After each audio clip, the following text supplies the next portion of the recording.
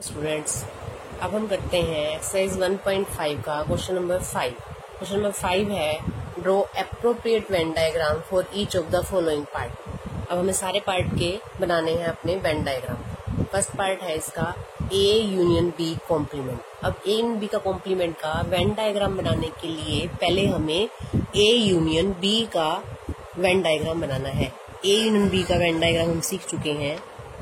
सबसे पहले हमें एक रेक्टेंगल दिखाना होता है। रेक्टेंगल किसको शो करता है? हमेशा यूनिवर्सल सेट को। तो ये हमारा यूनिवर्सल सेट बन गया। अब हमने दो सेट बनाने हैं इसके अंदर, ए सेट, एक बी सेट। और अब हमें इनकी यूनियन शो करनी है by Venn diagram. Union means A union B क्या होता है?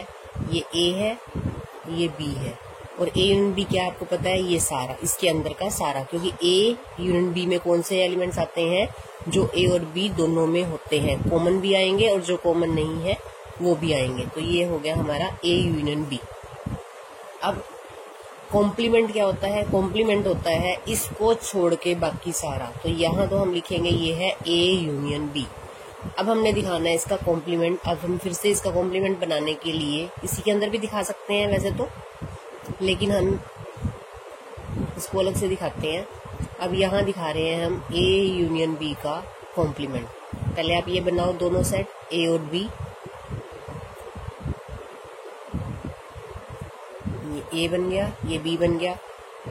ये जो यूनियन है, कॉम्प्लीमेंट का मतलब है इसको छोड़ के बाकी सारा। तो इसको छोड़ के बाकी सारा हमारा क्या है? बाकी सारा हमारा ये जो हम यहाँ कर चुके हैं शो, उसको छोड़ के बाकी हमारा सारा आ जाएगा।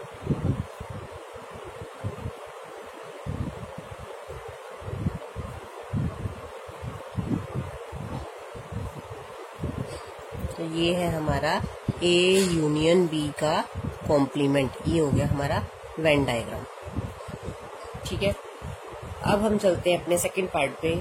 सेकंड पार्ट है हमारा A complement intersection B complement. अब इसका वेन डायग्राम बनाना है मुझे। अब इसको ध्यान से देखेंगे इसका वेन डायग्राम कैसे बनता है। इसका वेन डायग्राम बनता है ए कॉम्प्लीमेंट यूनियन। पहले हम ए कॉम्प्लीमेंट शो करेंगे अपना। ए कॉम्प्लीमेंट शो करने के लिए पहले ए और बी दोनों सेट बना लेते हैं।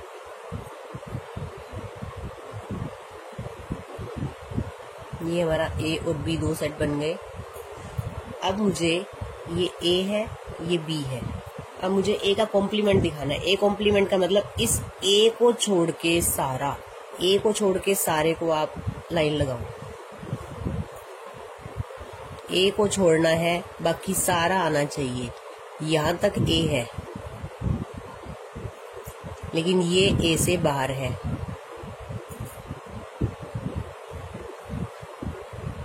ए को छोड़ के सारा का सारा आपको लाइन लगानी है। लाइन ए की डायरेक्शन में चलनी चाहिए। ऐसा नहीं कि टेढ़ी मेढ़ी लाइन लगाएंगे आप। ये हो गया, ये भी लेना है क्योंकि ये भी ए नहीं है। जो ए नहीं है वो सारा लेना है मुझे। तो ये मेरा बन गया ए कॉम्प्लीमेंट। अब इसी के अंदर मेरे को बी कॉम्प्लीमेंट शो करना है। अब बी कॉम्प्लीमेंट शो करते समय एक बात का मेन ध्यान रखना है। अगर तो यहाँ इंटरसेक्शन है तो लाइन की डायरेक्शन चेंज हो जाएगी। अगर यहाँ यूनियन है तो लाइन की डायरेक्शन सेम रहनी है। ये दोनों बात ध्यान रखनी है। अगर इंटरसेक्शन है तो लाइन की डायरेक्शन ऐसे हो जाएगी। ये हॉरिजॉन्टल है तो वर्टिकल लगाना है। अगर यहाँ पे यूनियन है तो हॉरिजॉन्टल है तो हॉरिजॉन्टल लाइन ही लगानी है। अब बी कॉम्प्लीमेंट का मतलब बी को छोड़ के सारा। अब बी को छोड़ के सारी जो लाइन लगानी है, क्योंकि इंटरसेक्शन है तो मैं अब यहाँ पे वर्टिकल लाइन लगाऊंगी। वर्टिकल मतलब सीधी खड़ी हुई। बी को छोड़ के सारा। बी कौन सा है? मेरा ये वाला सेट बी है। बी को छोड़ते हुए लाइनें लगाएंगे बी के बाहर। ये लाइंस लगाएंगे हम। और हमारा जो आंसर होगा वो क्या होगा? जहां पर ये बॉक्सेस बनेंगे वो हमारा आंसर होगा। जहां बॉक्सेस नहीं बनेंगे वो हमारा आंसर नहीं होगा। बी को छोड़ना है। ये हमने बी को छोड़ दिया। अब ध्यान देंगे, ये बी का पार्ट है। बी से बाहर से आ जाओ। ये बी के बाहर है। ये वेन डायग्राम बन गया हमारा। ये हमारा क्या बन रहा है, जहां बॉक्सेस बने हैं, ये ध्यान रखना है, आंसर क्या है हमारा, जहां हमारे बॉक्सेस बने हैं वो हमारा आंसर है। जहां पे दोनों लाइन आपस में मिल रही हैं, जहां बॉक्स था सिंगल लाइन आएगी वो हमारे आंसर का पार्ट नहीं होगा।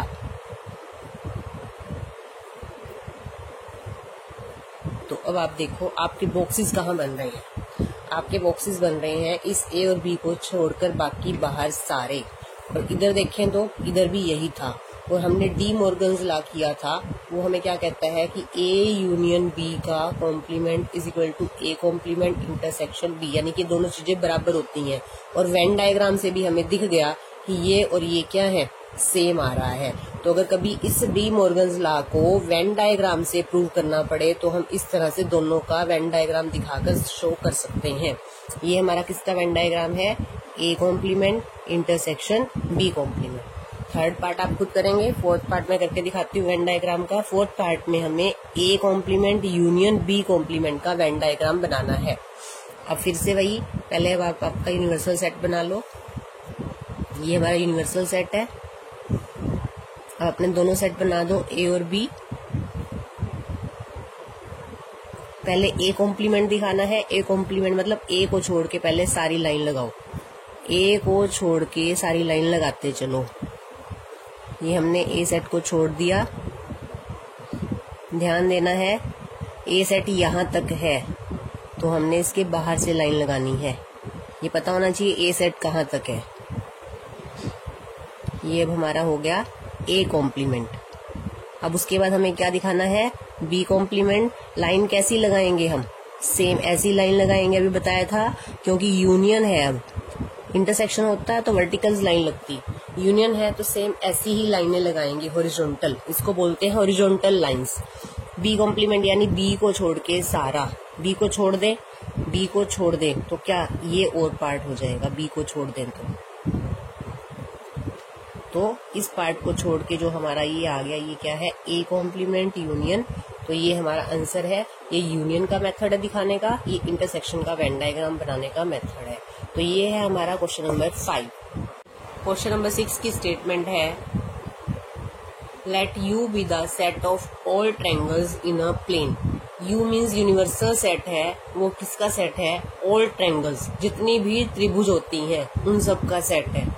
If A is the set of all triangles with at least one angle different from 60 degree, what is A complement? पहले तो हमें इस क्वेश्चन की स्टेटमेंट का मीनिंग समझना है अच्छे से। U तो समझ में आ गया, U तो सेट है all triangles का, और एक A सेट है। अब इसमें कौन कौन सी ट्रायंगल्स हैं, इसमें वो ट्रायंगल्स हैं जिसका एक एंगल डिफरेंट फ्रॉम 60 डिग्री यानी 60 डिग्री ना हो। एटलीस्ट का मतलब क्या होता है, एटलीस्ट का मतलब होता है कम से कम एक। एटलीस्ट का मीनिंग है कम से कम। इसको अच्छे से समझना है कि कम से कम का मतलब क्या है। कम से कम का मतलब है कि एक तो होना ही चाहिए, उसके एक एंगल 60 डिग्री नहीं होना चाहिए। दो भी हो सकते हैं 60 ना हो, या फिर तीनों ही 60 ना हो। तो ऐसी ट्रायंगल का सेट है सेट ए। फिर से एक बार समझ लो, ए जो सेट है वो कौन सी त्रिभुजों का है, जिस त्रिभुज का कम से कम एक कोण 60 डिग्री ना हो, यानी जिसका कोण एक 60 डिग्री का ना हो वो भी सेट ए के अंदर है। जिसके दो कोण 60 डिग्री के ना हो वो भी सेट ए के अंदर है, और जिसके तीनों कोण 60 डिग्री ना हो वो भी सेट ए के अंदर आती है ट्रायंगल। तो ए कॉम्प्लीमेंट क्या हुआ, ए कॉम्प्लीमेंट यानी कि जो ए के अंदर है उनको छोड़ के सारी जो बाकी बच गई वो त्रिभुज। तो वो कौन सी त्रिभुज बचती हैं, वो त्रिभुज बचती हैं जिनके तीनों कोण 60 डिग्री के हों। क्योंकि सेट ए के अंदर कौन कौन सी ट्रायंगल्स आ चुकी हैं जिसका एक कोण 60 डिग्री ना हो, 2 60 डिग्री ना हो, 3 60 डिग्री ना हो। लेकिन ऐसे त्रिभुज नहीं आई है जिसका तीनों कोण 60 डिग्री का हो। इसको आराम से सोच के देखो कि उसके अंदर वो वाली त्रिभुज भी आ गई हैं जिसका एक कोण 60 डिग्री का नहीं है, या दो कोण 60 डिग्री के नहीं है, या तीनों कोण ही 60 डिग्री के नहीं है। तो कौन सी बची जिसके तीनों कोण 60 डिग्री के हैं। तो उसको क्या कहते हैं? उस त्रिभुज जिसके त्रिभुजों को तीनों कोण 60 डिग्री के होते हैं वो होती है समबाहु त्रिभुज, और इसका नाम होता है इक्विलेटरल ट्रायंगल। जिस त्रिभुज के तीनों कोण 60 डिग्री के होते हैं वो समबाहु त्रिभुज होती है, हमने 10th क्लास में पढ़ा हुआ है, और उसका नाम है इक्विलेटरल ट्रायंगल। समद्विबाहु त्रिभुज का नाम है आइसोसेलेस ट्रायंगल, और विषम बाहु त्रिभुज का नाम है स्केलिन ट्रायंगल। तो हमारा जो आंसर है, जो ए कॉम्प्लीमेंट आएगा हमारा, वो क्या आएगा? वो है set of all equilateral triangle. Equilateral क्यों ली हमने? क्योंकि इक्विलेटरल ट्रायंगल के तीनों कोण 60 डिग्री के होते हैं। तो A complement is the set of all equilateral triangles. तो ये हमारा 6th क्वेश्चन का आंसर है। ए कॉम्प्लीमेंट को ऐसे भी लिखा जाता है और ए कॉम्प्लीमेंट को ऐसे भी लिखा जाता है, दोनों तरीकों से लिख सकते हैं ए कॉम्प्लीमेंट को। आगे हमारा 7th question, filling the blanks to make each of the following a true statement, कि हमने यहाँ पे ऐसा कुछ भरना है कि ये ट्रू हो। अब अगर तो हमें फॉर्मूला याद है या हम समझ के कर सकते हैं तो हम डायरेक्ट भी भर सकते हैं, नहीं तो हम अगर करना चाहें तो हम रफ काम में अपने आप एक कोई ऐसे ही 1 2 3 4 मैंने सेट ले लिया, ए सेट ले लिया मैंने अपनी मर्जी से कोई 1 2, तो ए कॉम्प्लीमेंट भी निकाल के देख लिया, 1 2 को छोड़ के क्या आएगा 3 4। तो अब मैं यहाँ से सोच के इसको भर सकती हूँ, ए यूनियन ए कॉम्प्लीमेंट, ए और ए कॉम्प्लीमेंट का यूनियन करते हैं तो 1 2 3 4 क्या आ जाएगा, किसके बराबर? यू के बराबर। तो ए यूनियन ए कॉम्प्लीमेंट क्या होता है? Universal set. वैसे तो हम प्रॉपर्टी में कर चुके हैं, लेकिन अगर हमें तब याद ना आए तो हम इस तरह से भी सोच के कर सकते हैं। 5 कॉम्प्लीमेंट इंटरसेक्शन ए, पहले तो देखना है 5 कॉम्प्लीमेंट क्या होता है। हमने किया फॉर्मूले में 5 कॉम्प्लीमेंट क्या होता है? यू, और यू कॉम्प्लीमेंट क्या होता है? 5 का कॉम्प्लीमेंट यानी एम्प्टी सेट का अगर कॉम्प्लीमेंट करें तो एम्प्टी को छोड़ के क्या आएंगे? सारे यूनिवर्सल क्या आएंगे? और यूनिवर्सल का कॉम्प्लीमेंट करना है तो यूनिवर्सल को छोड़ के क्या बचेगा? कुछ भी नहीं बचेगा, 5। तो 5 कॉम्प्लीमेंट यानी कि यू की इंटरसेक्शन किससे करनी है? ए से, यानी इन दोनों की इंटरसेक्शन करनी है। इंटरसेक्शन में कौन से होते हैं? Common elements. तो कॉमन में क्या आएगा? 1 2, और 1 2 किस में है? ए सेट में। तो इसका आंसर क्या आ गया? ए। तो 5 complement intersection A is equal to A. A intersection A complement, यहाँ से देखो इन दोनों में क्या कॉमन है? इंटरसेक्शन में क्या आते हैं? Common elements. कॉमन क्या है? कुछ भी नहीं, तो क्या आएगा? 5। यू का कॉम्प्लीमेंट, यू कॉम्प्लीमेंट क्या है?